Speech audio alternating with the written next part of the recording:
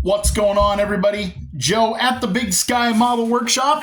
Sorry I haven't posted anything in the last few days. I was busy announcing over the weekend. I did share a sample of that, and if you guys like it, let me know, and I'll try to record a little better version of that next season when we run again in June. If you guys want to see more of the cars and the action there.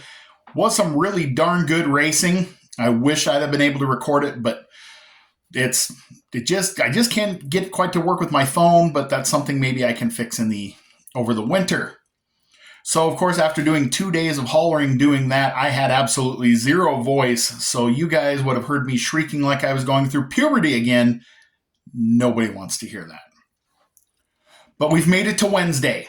I've got my voice back, and you know what time it is. It is time for What Did You Buy Wednesday, where I share something cool that has either been in my stash, just added to my stash, or like this time, just showed up.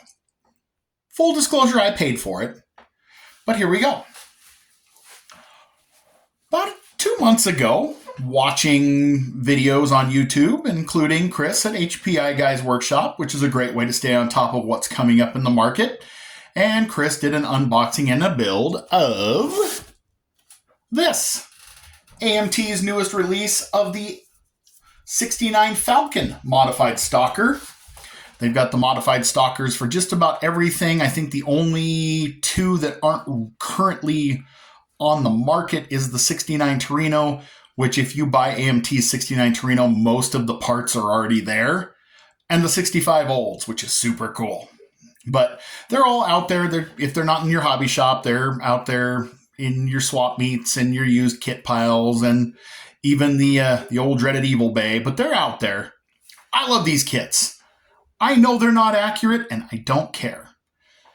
They look close enough to me. They're fun to build. I have a book that I will grab. I got to remember to grab it the next time I start working on one of these, written in about like 1981, and it's about how to build a hobby stock or a street stock car. And guys, no joke, this is what they look like. And they would talk about using big retreaded tires, and they use some big gnarly tires on them. Like, I personally would rather swap the slicks out of these with the Goodyears that come in like the Slammer Modified or MPC's GTO Super Stocker, just because they're dirt tires and I'm a dirt guy. These can be grooved. I've seen it done. I'm going to try it at some point. We'll get to that another time. So, anyway, let's take a little tour of this. I'm not going to do a full unboxing or anything, guys. Like I said, head on over to Chris at Happy Guys Workshop. He's already been through that, so you'll kind of see they're all about the same. They've got a rudimentary cage and some pieces, and they all have those big old gumball slicks in them and what have you. But there is one part in here that I find really cool that might help you on another build, especially if you're like me and you like collecting these modified stockers to build, but you also build other stuff. And I'll explain. So, as you can see on the outside of the box, it's got the big old Galaxy, which I love, but it's also got the 65 Chevelle. And you notice how this left front tire is kind of small? So back in the day, when tire rules were not what they are now, where everybody runs the same tire size, brand, compound, etc., and you had to be creative.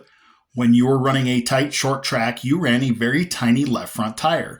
Gave you stagger. That stagger allowed you to turn the car in the corner because you had that short little front tire, and it also, on the straightaway, helped you get that thing up in the air and put more weight on the right rear, which is where power tends to go first when you're accelerating. So it puts some cross weight in the car as well. So that kit and this kit have that awesome little short track front tire. So this kit also has the bucket seat and the cage, and it's got a 351 in it. It's kind of modeled like a 351 Cleveland. It's got a funky 2-piece chrome oil pan. That's, it is what it is. So we're not building these for realism. If you were a rivet counter, these things would give you nightmares. But, so they've got those big old gumballs in them, but then they've got this one cool little Goodyear slick. And on the backside, it's just plain. You can see it's not very wide. Okay, so why am I showing you this? Because if you have a couple of these packs of tires and you have a couple of these slicks, they are just about the perfect size for either an NHRA stock eliminator car or a good street and strip bracket car where you don't want to do any tubbing or firewall or wheel well modifications. A couple of those, you've got a perfect pair of rear drag slicks out of a dirt track kit. Pretty cool in my book. So that's what I thought was cool. The kit is very cool. It is available in hobby stores now. Like I said, I pre-ordered this one from Model Roundup because I wanted to make sure I could get my hands on one. So here's my kind of out from left field shopping tip for the day. Some people joke about doing things like shopping on Amazon when you are under the influence, and then it's like having a birthday or Christmas because you get gifts all the time. Go to your favorite online hobby retailer, pre-order the kits you think that are cool, and then forget about them.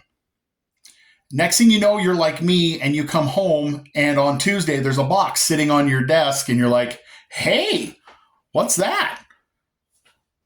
Bonus. I got a model kit I forgot about. Like, I know I paid for it and I know it was coming, but hey, we all like surprises of some sort. So, is it the best advice? Maybe not, but, try it.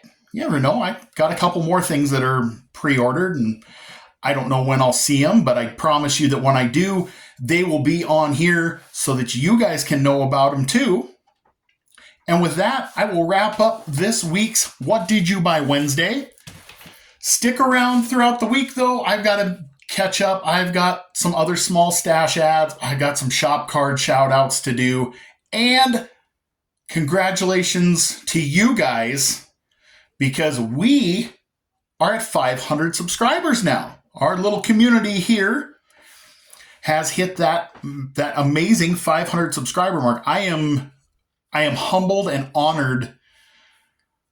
You guys are awesome. Like, I would have never in a million years, if you had told me a year ago, yeah, you're going to make videos on your phone working downstairs building model cars and 500 people are going to subscribe and listen to you yammer on about it, I'd have told you, yeah, right. Well, we're here. And you guys are awesome. I do have something planned. I'm going to slide it into a video, so you're going to want to keep showing up. I think you guys will like what I got schemed up here. Anyway, that's it for tonight. I am going to try to do some building. I'd like to get that little Bronco a lot closer than it is. It is at least in clear coat, so we're making progress on that. That, of course, is my one for Pat at Card Scale Dreams, his off-road build. I've got my street machine build sitting over here I'd like to finish. And then I've got my Nova wagon to finish, which you guys don't get to see until December, so that I can crack into the next couple because I've got a gasser I want to get started on this weekend so that you guys can start following that. So I'm going to go build something. I hope you guys are going to get to go build something. And I'll catch you on the next one.